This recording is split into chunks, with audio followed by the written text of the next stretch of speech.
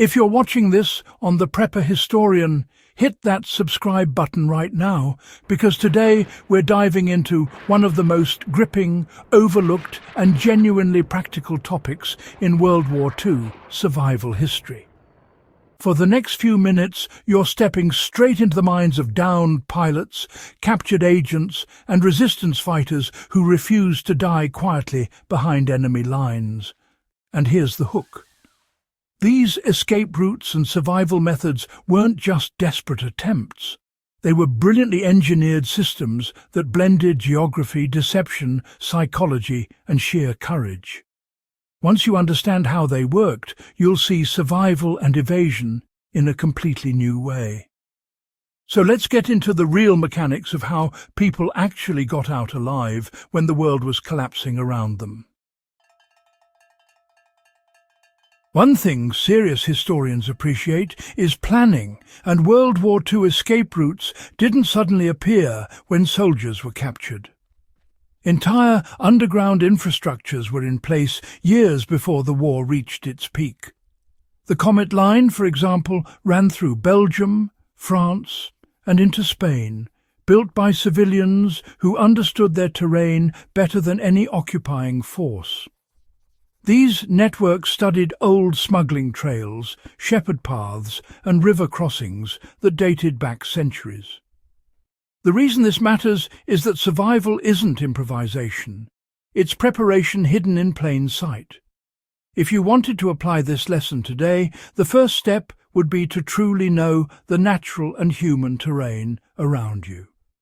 Old footpaths, drainage systems, maintenance tunnels, forgotten service roads, and border back channels.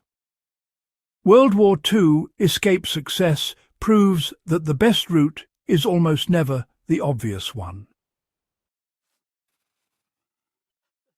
One of the biggest misconceptions about World War II escapees is that they ran, crawled, or snuck their way out dramatically.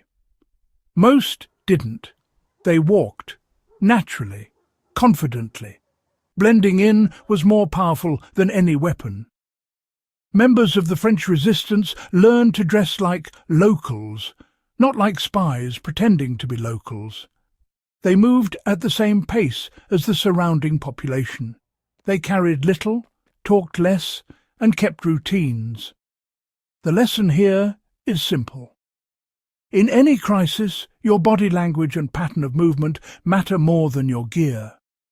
If you ever needed to cross a risky area during unrest or conflict, you'd want to mimic the environment, not fight it.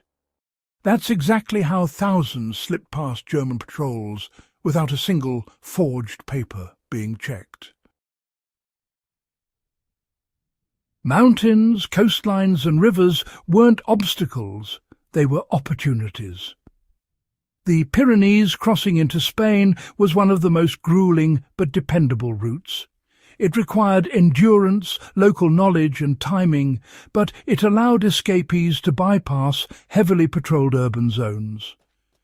Meanwhile, in northern Europe, marshlands and river systems became natural corridors, impossible for armoured vehicles to monitor effectively. Forests in Poland and Belarus served as cover for partisans, who created long, interconnected trails, allowing fighters to move between safe zones without being seen. This is one of the most practical lessons for modern survivalists. Geography dictates escape potential. If you want to apply this, walk your environment. Know the ridgelines, drainage ditches, service tunnels, storm channels, hills, creeks, and wooded patches. WWII escapees survived because they knew that nature can hide you better than any camouflage you can buy. Codes weren't just clever, they were life-saving. British POWs received packages laced with hidden intelligence tools, compasses tucked inside shaving brushes, maps printed on silk so they wouldn't crinkle or tear when wet. Even board games like Monopoly were modified with concealed currency, metal files, and navigational aids.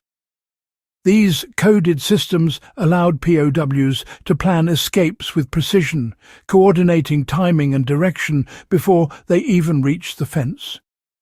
For practical modern use, the lesson isn't carry secret gadgets. It's to think modularly. Whatever kit you depend on should serve multiple purposes. Your clothing, your tools, your maps, everything should work quietly, consistently, and without drawing attention.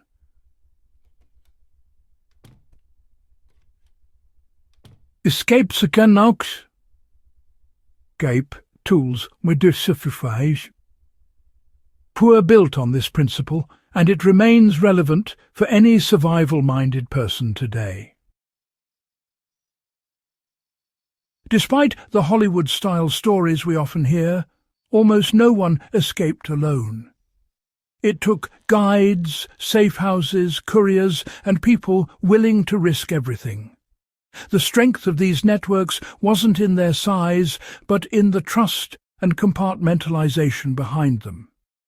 No one knew the full picture, which meant if someone was caught, the others remained protected. This applies directly to preparedness today.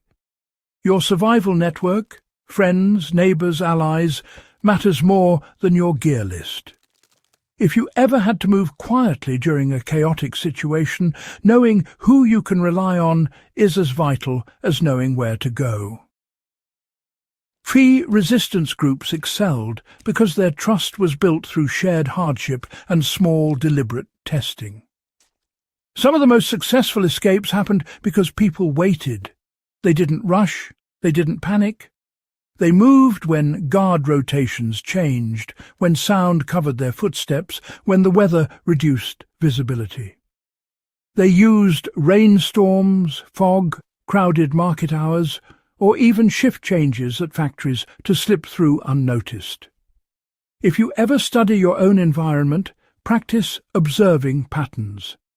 Learn what times are naturally busier, naturally quieter, naturally chaotic. We escape routes teach us that timing isn't luck, it's discipline.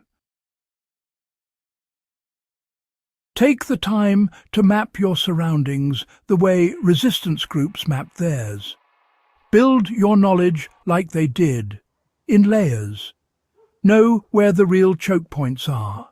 Know the unofficial trails. Know which buildings have back exits. Practice blending in. Practice timing, practice low-profile movement.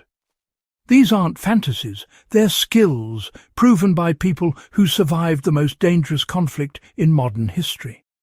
And the more you study their methods, the more capable and prepared you become.